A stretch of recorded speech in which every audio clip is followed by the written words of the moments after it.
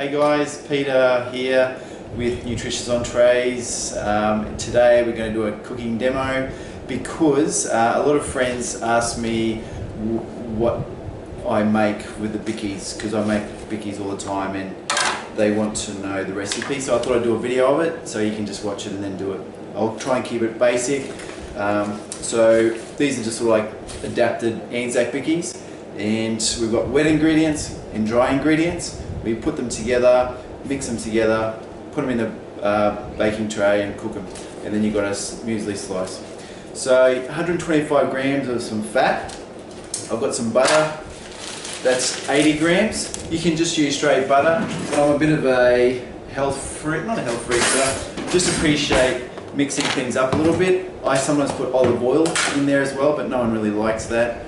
So I've just got a bit of olive spread, so just to make it up to 120 grams.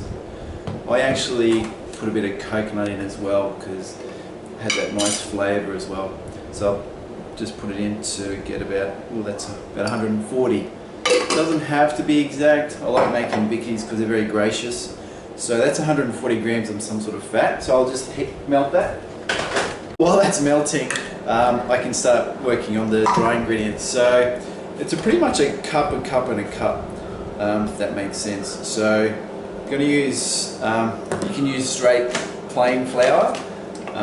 Sometimes when I mix it up a bit, you can use almond meal. I'll just put a little bit of almond meal in just to take it over to the cup. So there's a cup of almond meal and oil.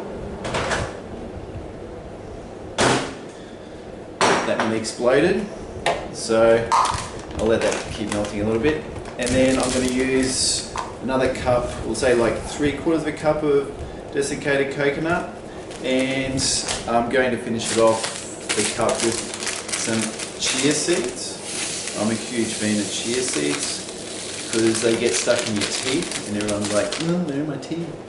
No, but no, they're really good. They've just got lots of good nutrients in them. So that's, I won't go all the way, that's going to be too many. So that's nearly 3/4 of a cup of that.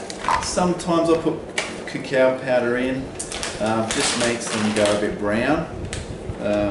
But obviously the cacao powder is like ridiculously high levels of antioxidants. So they're just handy to put in. And to make the bickies edible, you need some raw sugar. So I'll put in maybe half a cup of that.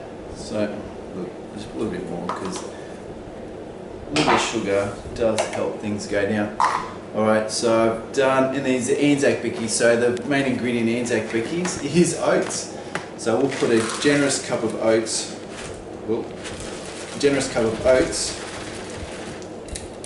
in there. These are traditional, these are whole rolled oats. Quick oats are also pretty handy. So that's most of the dry ingredients, but spices, you need to put in very generous amounts of spices. So about a good teaspoon of cinnamon. What other spices we got here? A bit of nutmeg, maybe just like half a teaspoon of that one. Mixed spice, good teaspoon of that. Crazy thing with spices is, like, it looks like I'm putting a lot in, but it just seems to disappear. So that's like a heaped teaspoon. And ginger, another generous teaspoon of that in as well. So I'm not sure if you can see, but that's a fair amount of spices in there. So they just disappear, so don't be too scared of the spices.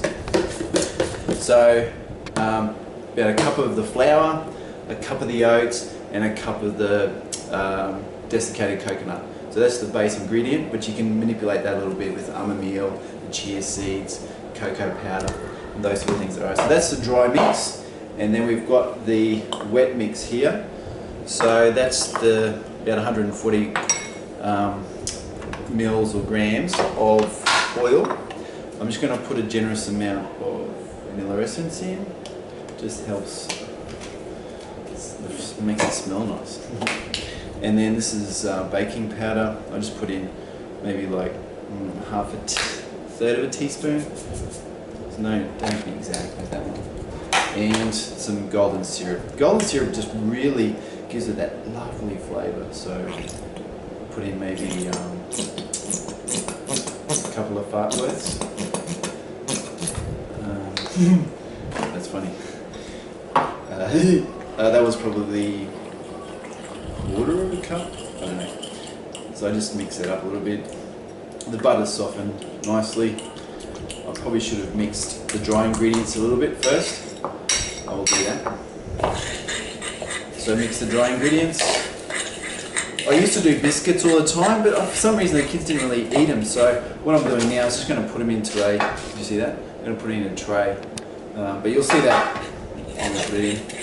It's actually a bit easier and quicker too.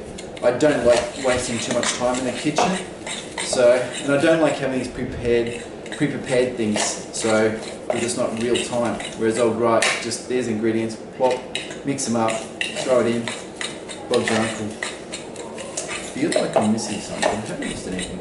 No. Just those. That's a nice mix there. You see the cocoa powders, it makes them quite brown. So you just give that a stir. Throw that one in.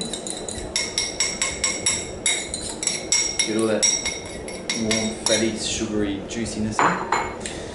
It's just like doing this. It's nice for the family to have, like, it's just expensive buying muesli bars all the time, and this is just a healthier version of that. It looks like a lot of sugar, but it really isn't,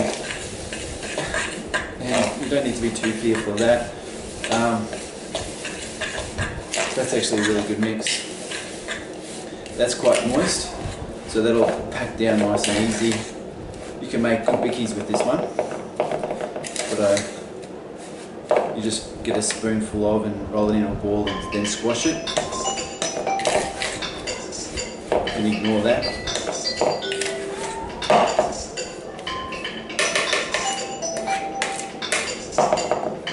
Okay, so now I'm just going to throw that in here.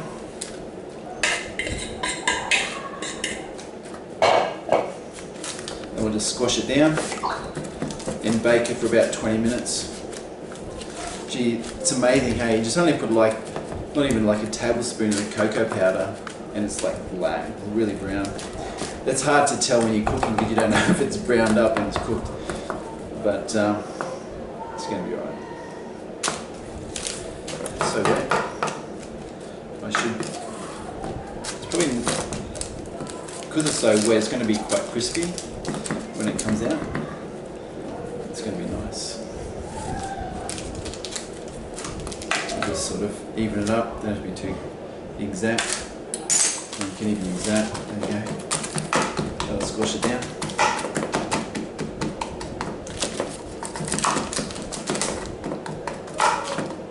Awesome.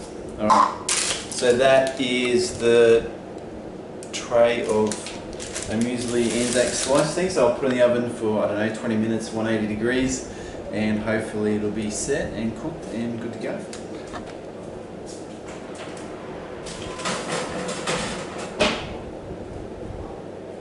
Great. Thanks, we'll tap out and I'll see you in 20 minutes. Hey, welcome back.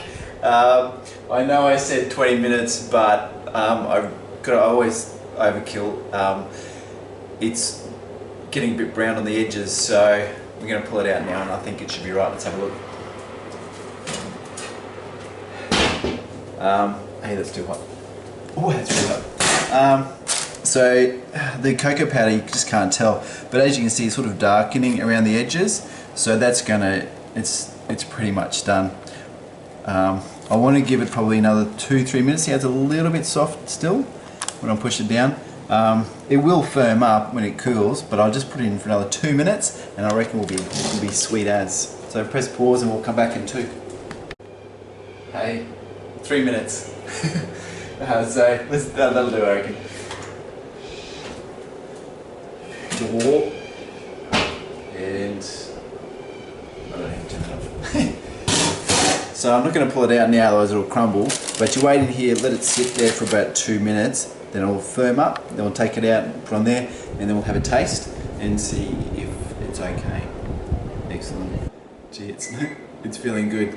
Oh, that was the time. I didn't know how to turn it off. I do when it's going. So if you have any questions, just message below. It's down here somewhere, I'm not sure.